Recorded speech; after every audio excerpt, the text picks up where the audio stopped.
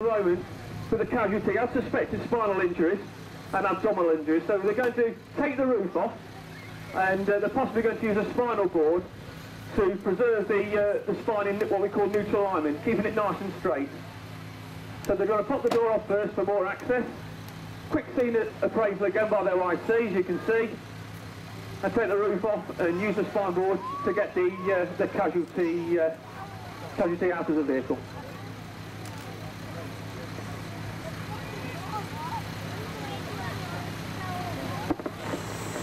As you can see, the paramedics are liaising with the OIC, making sure that the plan, and everybody knows about it. It's important that everybody is aware of the plan, so everybody works together.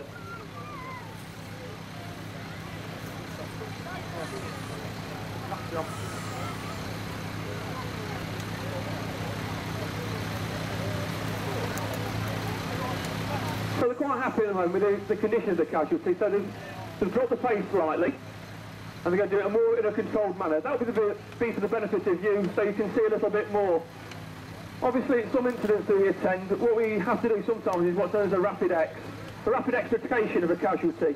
Because their condition is deteriorating, and they need to get to hospital ASAP, sometimes we have to work a little bit more quicker, obviously to preserve the life of the casualty within the vehicle.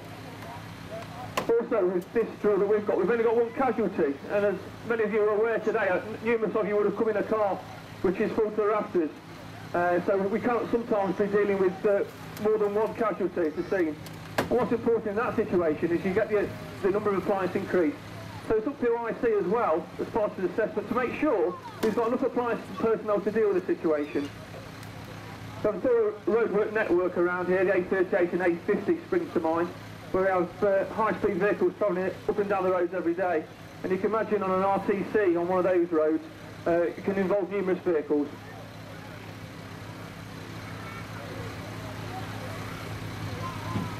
Inside the vehicle you'll probably see a big clear disc. It looks like a plectrum you play guitar with, but it's obviously much bigger.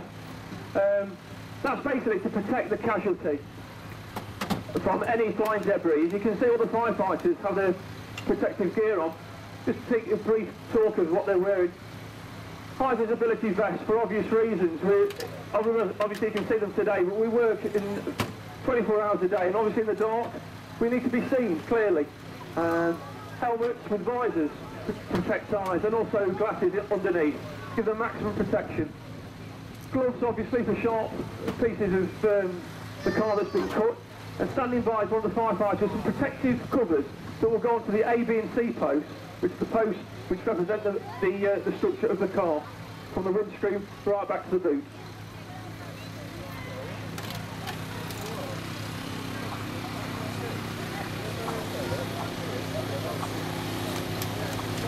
So the IC's had a look at the car.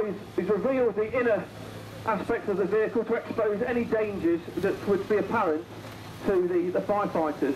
As I spoke about earlier, inside the appliances is computers, which give us valuable information with regard where we're going to cut.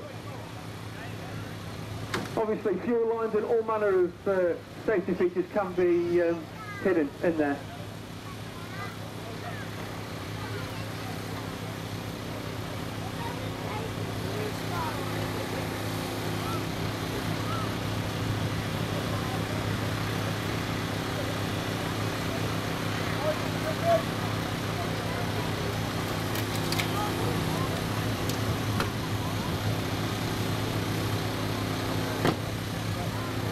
As you can see, there's lots of people around the car. That's to stabilise the roof as they're trying to remove the roof.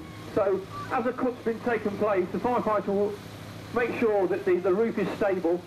Obviously it's not going to fall onto the firefighter that's inside the vehicle, or also the casualty or the paramedic.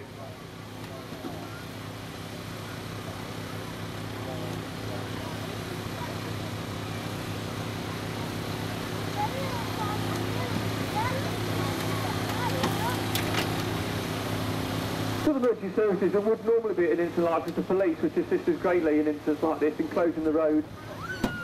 Also, we're up in mind as well as they need to do further investigations sometimes into nature's acts and why it's happened.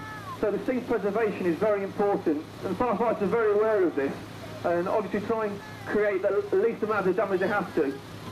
obviously putting first the casualty. The casualty extrication is maximum importance.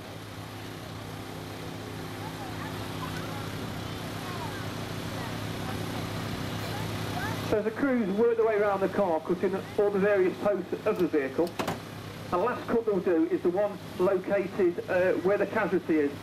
This is to maximise the stability of the vehicle above the casualty.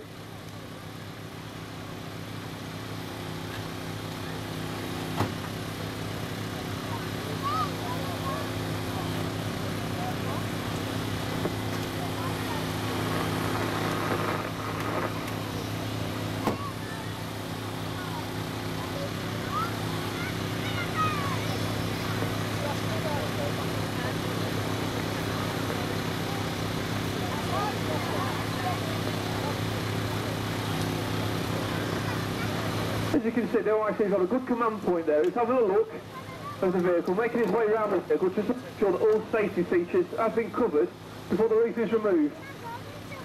Once he's happy, the firefighters remove and expose the casualty.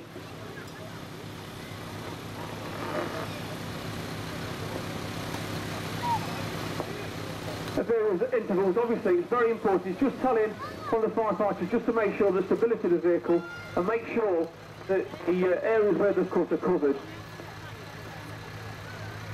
Obviously, for protection of the casualty, the firefighters and the paramedics are all working in close tandem together.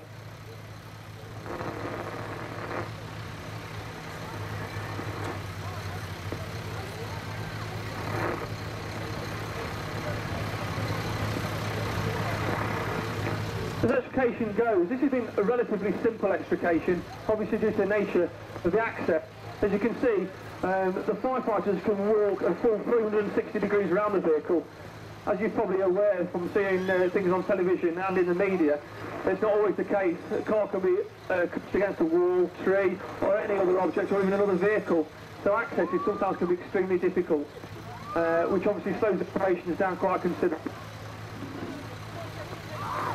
So what they're doing now is sliding the spine board. This will immobilise the spine hopefully. They're sliding it right down to the base of the seat while somebody maintains the head in what we call as neutral alignment, keeping the spine in a straight line. This hopefully will not exaggerate any injuries that the casualty already has.